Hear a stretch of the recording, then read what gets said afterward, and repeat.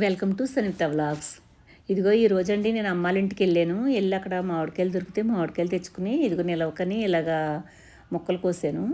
ఇలా ఏది మన ఆవకాయ మొక్కలు కోసినట్టు కోసేసాను ఇవన్నీ. కొన్నేమో అన్నీ పేడుతోటి ఉంచానండి, కొన్నేమో చెక్కు తీసాను, కొన్నేమో చెక్కు తీయలేదన్నమాట. తీయకుండా ఇలాగ మనం కొంచెం ఉప్పేసేసండి మనం డీప్ ఫ్రిడ్జ్లో పెట్టుకుంటే చాలా బాగా మనకి నిల్వ ఉంటాయి ఇవి అయితే ఈ మొక్కలు.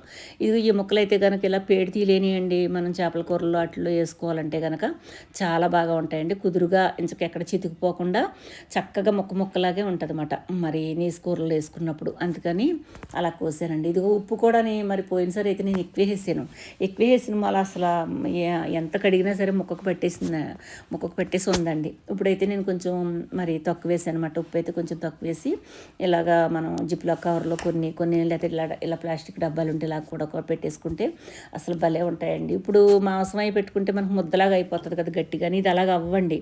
దేనికి దానికి చక్కగా విడిపోయి ఉంటాయి అన్నమాట మొక్కలు. మనం అలా ఉంచుకుని కూడా మనం ఏ మొక్క మనం తీసుకొచ్చి ఎప్పుడు కావాలి తప్పుడు కూడా. అందుకనేసి నేను ఇంక ఈ యొక్క ప్లాస్టిక్ దాంట్లో కొన్నేమో జిప్లో కవర్లో పెట్టేసి మరి 1 year దాకా అలా ఉండటానికని నేను ఇలా నిల్వ చేసుకుంటున్నాను అనమాట.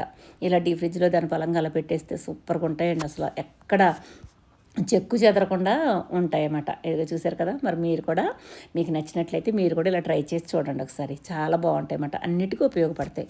సరేనా? వీడియోని లైక్ చేయండి, షేర్ చేయండి, సబ్స్క్రైబ్ చేసుకోండి. ఉంటాను. బాయ్ అండి.